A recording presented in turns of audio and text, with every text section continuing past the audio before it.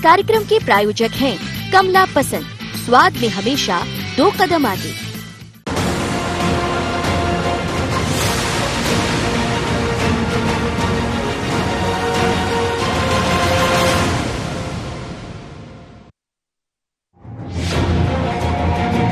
मध्य प्रदेश में उपचुनाव के लिए भाजपा वर्चुअल के बाद अब एक्चुअल मोड पर है। 25 सीटों पर चुनावी रण के लिए सिंधिया और शिवराज दोनों टाइगर मैदान में हैं। अभी तक जहां वर्चुअल रैलियों के जरिए शिवराज और भाजपा के दूसरे बड़े नेता चुनावी मिशन को आगे बढ़ाते रहे, तो वहीं उपचुनाव के लिए एक्चुअल एंट्री अब ज्योतिरादित्य सिंधिया की है। कुल मिलाकर प्रदेश में कमजोर पड़ती कांग्रेस पर हमला दोहरा है। बात ज्योतिरादित्य सिंधिया की करें तो पहले उमा भारती से मुलाकात और फिर चुनावी हुंकार। आगर मालवा और हाट पिपलिया विधानसभा क्षेत्र में भाजपा के दिग्गजों ने चुनावी हुंकार भरी। यहां भाजपा के दिग्गज नेता और पूर्व मुख्यमंत्री स्वर्गीय कैलाश जोशी की प्रतिमा का अनावरण किया, विकास कार्यों का भूमि पूजन लोकार्पण किया, क्षेत्र की जनता को करोड़ों की सौगात दी। तो निशाने पर रही कांग्रेस और कमलनाथ के 15 महीनों का कार्यकाल। 15 महीना में जब हमने तुम्हें समझा दिया, हमका बंदे कमलनाथ की सरकार करने को, लेकिन ऐसी चली कि पूरे मध्य प्रदेश को तबाह कर दिया। मध्य प्रदेश को, वल्लभ भवन को मध्य प्रदेश के दलालों का अड्डा बनाया और कमलनाथ और दिग्विजय सिंह ने बनाया। आज बात करते हैं दिग्विजय सिंह को, कमलनाथ को प्रदेश को तबाही से बचाया, तो ज्योतिरादित्य सिंधिया जी और उनके साथियों ने बचाया। आने वाले चुनाव में प्रत्याशी मत देखना, ये चुनाव मध्य प्रदेश के आने वाले भविष्य का निर्माण करने वाला है और आपको तय करना है कि आपको मध्य प्रदेश को वापस उन भ्रष्टाचारियों के हाथ में देना है या आपको मध्य प्रदेश का भविष्य आपके समर्पित मुख्यमंत्री और मंचासीन सब आपके कार्यकर्ताओं के हाथों में देकर अपने भविष्य का नव निर्माण करना है। यहाँ हम आपको एक तस्वीर और दिखाते हैं। ये तस्वीर हाट पिपलिया पहुँचने से पहले की है, जहाँ ज्योतिरादित्य सिंधिया और उमा भारती की मुलाकात हुई। दोनों ने अपने पुराने रिश्तों को ऐसे बयां किया जैसे बरसों से बिछड़े फिर मिल गए। मैं उनके लिए बहुत भयानक वाला आशीर्वाद है, प्रचंड मेरा आशीर्वाद है। उनका नाम ही ज्योतिरादित्य है, वो जगमगाएंगे ज्योतिरादित्य की तरह। ज्योतिरादित्य यानी आदित्य की ज्योति, यही ज्योतिरादित्य के नाम का अर्थ होता है। कांग्रेस में जगमगाएंगे, मध्य प्रदेश में जगमगाएंगे, पूरे देश में जगमगाएंगे। सदैव उमा भारती जी ने, चाहे मेरी दादी हो, मेरे पूज्य पिताजी हों, सदैव वे साथ रहे हैं और आज उनका आशीर्वाद मुझे प्राप्त हुआ है, तो मैं अपने आप को सौभाग्यशाली समझता हूं। अब बात मुलाकात की हो या चुनावी हुंकार भरने की, जाहिर है वर्चुअल से एक्चुअल में बदली बीजेपी कांग्रेस की चिंता जरूर बढ़ा रही होगी। लेकिन कांग्रेस का कहना है कि ऐसी हुंकार से कुछ होने वाला नहीं है, जवाब तो जनता देगी। ये व्यापम और उज्जैन का मांग जो सिंहस्थ हुआ, इन सब की जांच करा लेना, पता लग जाएगा कौन भ्रष्टाचारी है। अब वार पलटवार और आरोप प्रत्यारोप के बीच उपचुनाव की जंग तेज है। भाजपा जनता के बीच कांग्रेस पर हमलावर है, तो कांग्रेस कागजी घोड़े दौड़ा रही है। भरोसा कांग्रेस को एक बार फिर खुद से ज्यादा जनता पर है, लेकिन फिर भी देखना ये होगा कि महाराज शिवराज की चुनावी हुंकार और ललकार का कांग्रेस क्या जवाब देती है। Bureau report, IND 24।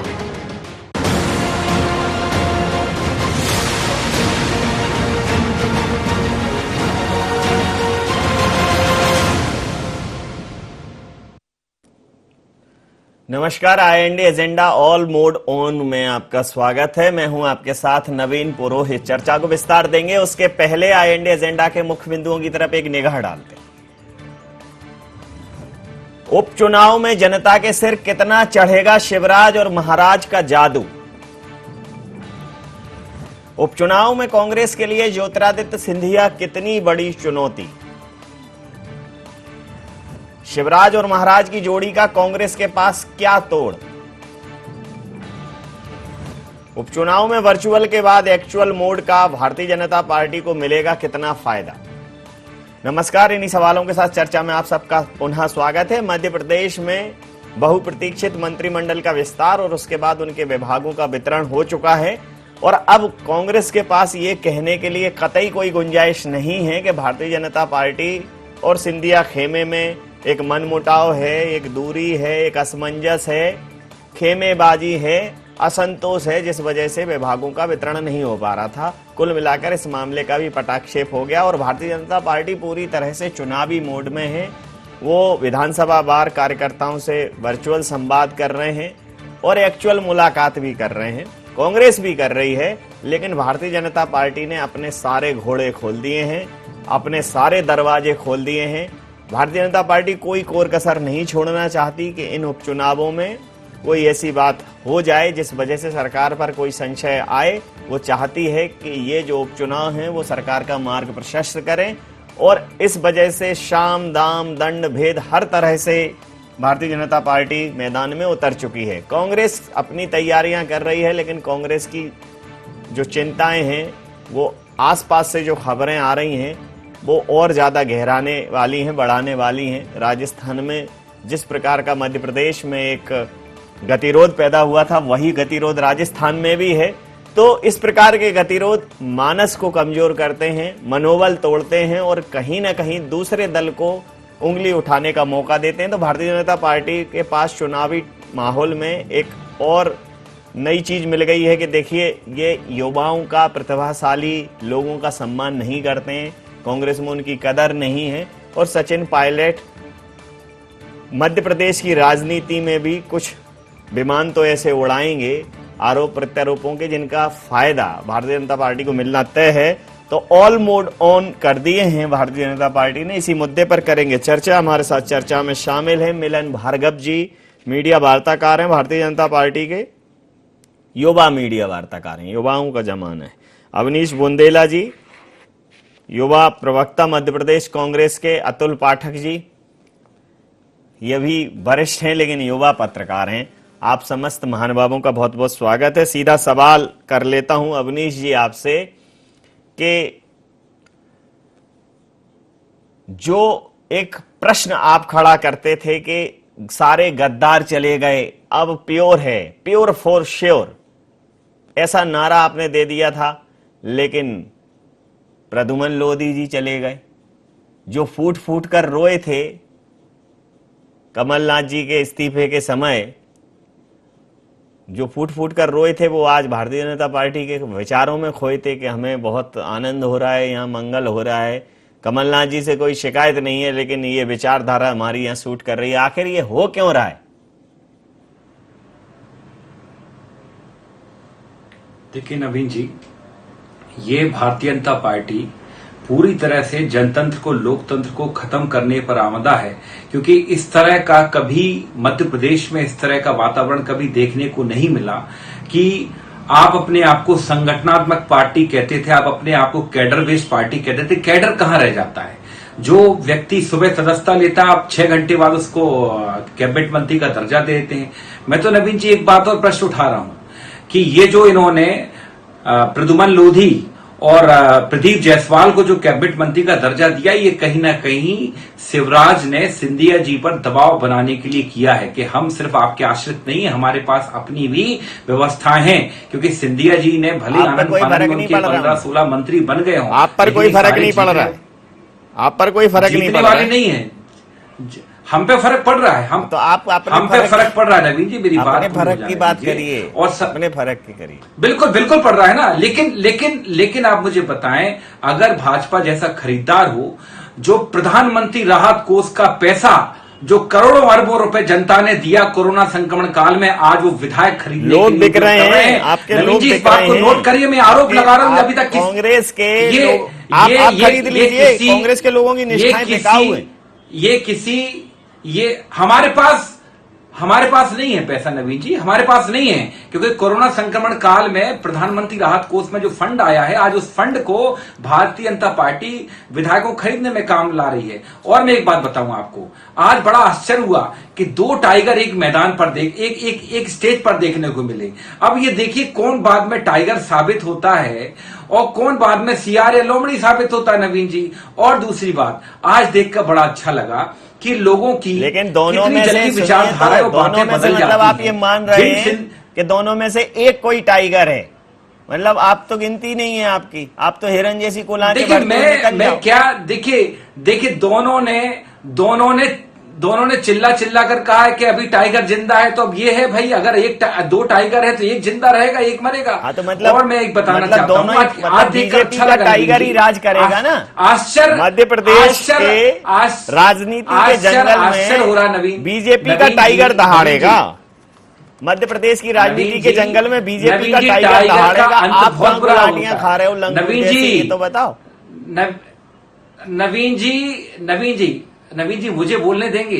मैं आपसे ही बात कर, मुझे बोलने दीजिए ना। बोलिए ना। नवीन जी, टाइगर का अंत बड़ा बुरा होता है। जब 2 टाइगर जंगल में रहते तो एक टाइगर का अंत बड़ा बुरा होता है, ये मैं बताना चाहता हूं। और एक आज देखकर बड़ा आश्चर्य हुआ कि जिन लोगों को शिवराज जी के हाथ खून से रंगे दिखते थे, ऐसे बताते थे शिवराज जी के हाथ खून से रंगे हैं, किसानों के खून से रंगे हैं, आज उनको शिवराज जी के हाथ में स्ट्रॉबेरी दिख रही है। स्ट्रॉबेरी दिख रही है आज उनको शिवराज जी के हाथ में। तो ये देखकर बड़ा आश्चर्य होता है। और सबसे बड़ी बात नवीन जी, ये जगह ऐसे स्ट्रॉबेरी दिख रही है आज शिवराज जी के हाथों में, क्योंकि उनके हाथों में प्रधानमंत्री राहत कोष का ये स्ट्रॉबेरी दिख रही है कि ब्रिटानिया जैसा दिख रहा है। क्यों मिलन जी, ये क्या है? स्ट्रॉबेरी है ब्रिटानिया जैसा, मतलब दोनों का लाल ही होता है। टेस्टी आधा आधा बांट लिया है। दोनों का रंग लाल होता है नवीन जी, स्ट्रॉबेरी भी और खून का भी। जी मिलन जी बोलिए। देखिए, जो अवनीश जी की झल्लाहट है वो तमाम कांग्रेस के नेताओं की झल्लाहट है, क्योंकि कांग्रेस में मध्य प्रदेश नहीं पूरे देश में जिस प्रकार से नेतृत्व की कमी के कारण, नेतृत्व की अक्षमता के चलते, दिशाविहीन कांग्रेस के चलते तमाम नेता कांग्रेस पार्टी छोड़ते जा रहे हैं। तो इस झल्लाहट को स्वीकार हमको करना होगा, क्योंकि जब पार्टी बचेगी ही नहीं, ये जिस प्रकार से अक्षमता के चलते मध्य प्रदेश में भी इनकी सरकार गई, जिस अंतर कलह के कारण गई, आज पूरे देश में वातावरण निर्मित हो चुका है।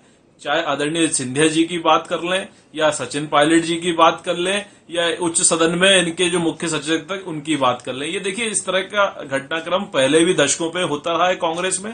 तमाम बड़े बड़े नेता दिग्गज कांग्रेस पार्टी छोड़ के गए, क्योंकि ये सत्ता के कारण एकजुट रहते हैं। जैसे लेकिन ये जो बिश्नोई जी ने लिखा है ना, देखिए ये बिश्नोई जी ने जो लिखा है उस पर प्रकाश डालेंगे मिलन जी।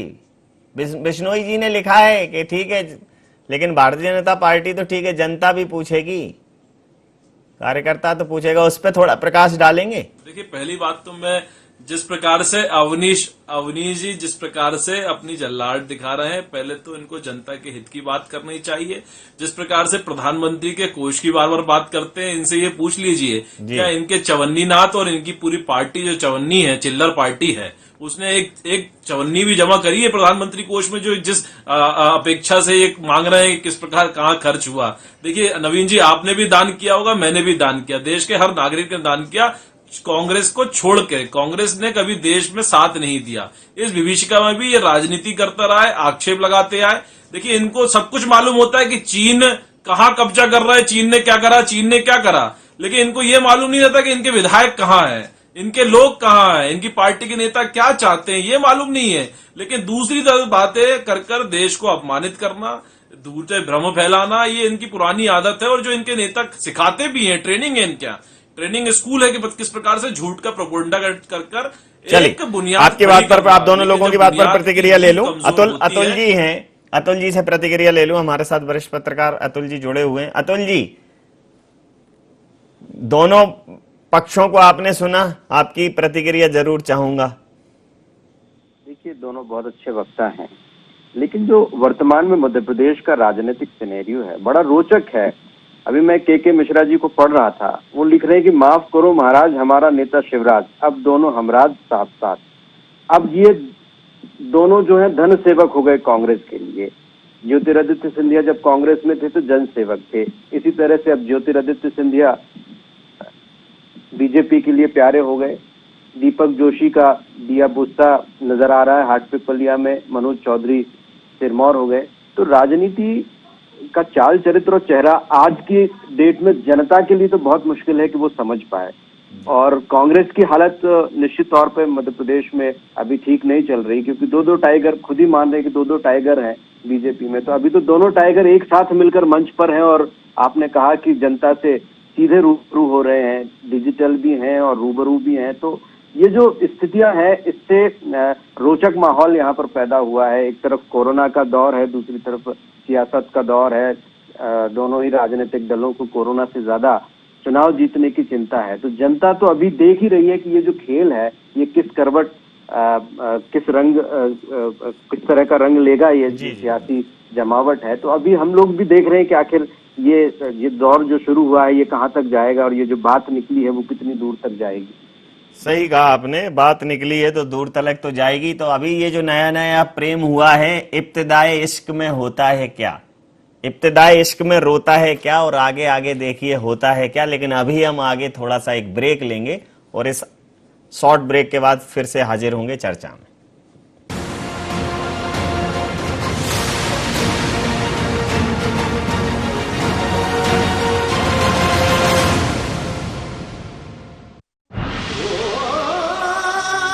कोई खास है, कोई बात है,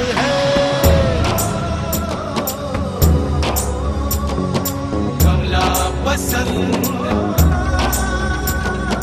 जीते दुनिया हर बाजी जीते, हर अदा में शाही अंदाज है। कमला पसंद पान मसाला, शाही स्वाद, शाही अंदाज, स्वाद में हमेशा 2 कदम आगे। छोटा सहयोग बड़ा उपयोग। कोविड-19 से लड़ाई में मुख्यमंत्री सहायता कोष में करे सहयोग। इस संकट के समय आपके योगदान से जरूरतमंद लोगों को मिलेगा जीवन दान। जन सहयोग से ही हम मिलकर कोरोना के खिलाफ जीतेंगे जंग। CM relief fund, SBI account number 100-781-52483, IFSC code SBIN 0001056।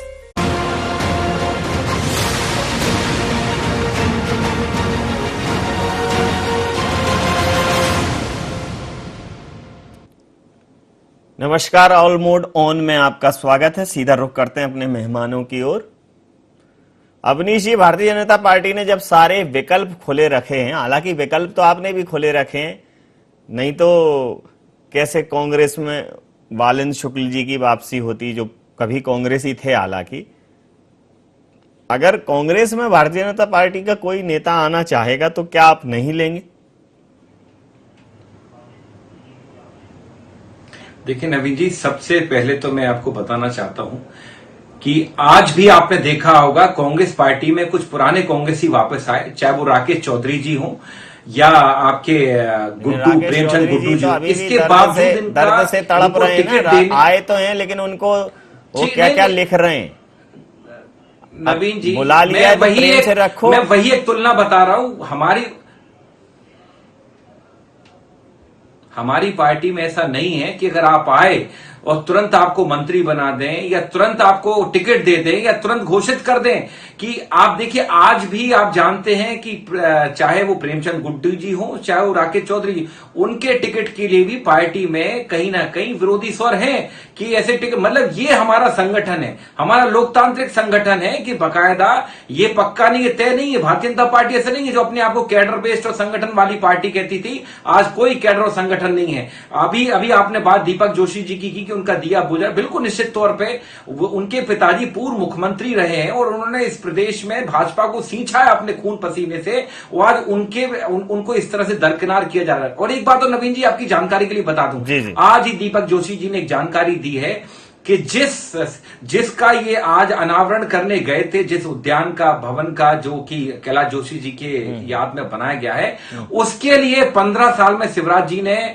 कभी भी ना तो उसके लिए कोई पैसा दिया ना जमीन दी। 15 माह में उसके लिए पैसा और जमीन कमलनाथ जी ने दिया। ये बात आप पता कर लें, ये बयान मेरा नहीं है, ये बकायदा दीपक जोशी जी ने ये प्रतिक्रिया ले लेता हूं। मिलन जी क्या कहेंगे? मिलन जी क्या कहेंगे? आप पैराशूट लैंडर्स को तवज्जो दे रहे हैं जो देखिए जो तकलीफ, देखिए नवीन जी, जो मेरे को बात समझ में आती है, देखिए अवनीश जी की इच्छा है कि किस प्रकार से भारतीय जनता पार्टी में कोई सदस्यता लेता है और उसको महत्वपूर्ण जिम्मेदारी दी जाती है। देखिए Bharatiya Janata party cadre base है, हर कार्यकर्ता का उपयोग करना जानती है। देखिए हमारे विचारों के साथ कोई भी कहीं भी जुड़ता है और हमारी पार्टी उसकी जिम्मेदारी तय करती है, ये हमारा आंतरिक मामला है। देखिए अवनीश जी भी भारतीय जनता पार्टी ज्वाइन करना चाहे तो स्वागत है, बहुत अच्छे प्रवक्ता हैं, अच्छे साथी हैं। क्या इनको आप मीडिया प्रभारी बना दोगे? क्या काम देगी, तो क्या मीडिया प्रभारी बना दोगे? अवनीश जी को मीडिया प्रभारी बना दो। ये पार्टी तय करेगी, पार्टी तय करेगी अवनीश जी की योग्यता को कहाँ उपयोग करना है। देखिए ये पार्टी का शीर्ष नेतृत्व तय करता है कि किस जिम्मेदारी के साथ इस कार्यकर्ता का उपयोग करना है। लेकिन जो पार्टी में अंतरकला आज भी खत्म नहीं हुई कांग्रेस पार्टी में कि किस प्रकार से दिग्विजय सिंह जी के बेटे तो भावी मुख्यमंत्री के रूप में पेश आ रहे हैं, तो अंतरकला कहाँ है? कमलनाथ जी क्या चाह रहे हैं? नेता प्रतिपक्ष बने रहना चाहते हैं या अध्यक्ष बने रहना चाहते हैं? क्योंकि मुख्यमंत्री के साथ वे अध्यक्ष भी थे, आज वे नेता प्रतिपक्ष भी घोषित रूप से नहीं है।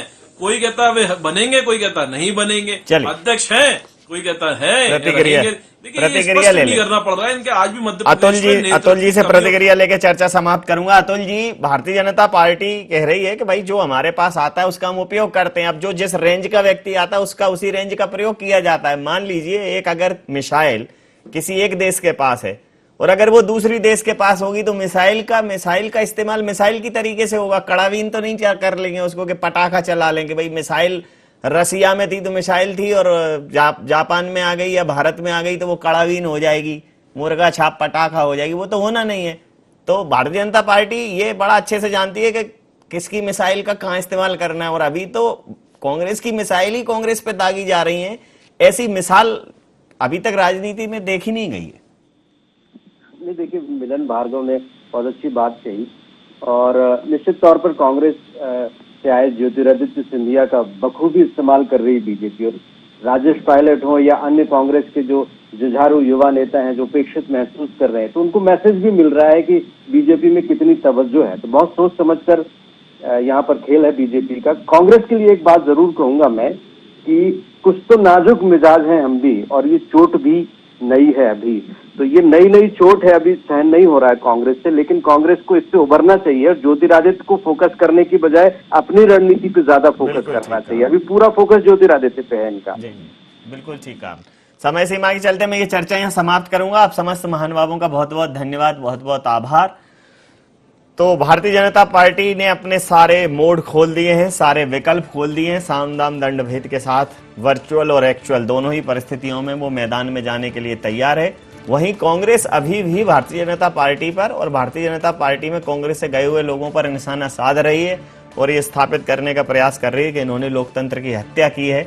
लेकिन जो लोग गए हैं वो भी यह स्थापित करने का प्रयास कर रहे हैं कि वहां कांग्रेस में उनके अधिकारों की, उनके आवाजों की हत्या हो रही थी। तो जनता को कौन क्या समझा पाएगा, ये सबसे बड़ा पॉइंट है। यही सबसे बड़ा मुद्दा है जिसकी बात जनता की समझ में आ जाए। जो जनता समझ ले, जनता जिसको स्वीकार कर ले, उसी की लोकतंत्र में जय जय है। तो IND एजेंडा में इतना ही। आप बने रहिए IND 24 के साथ और देखते रहिए IND 24। नमस्कार।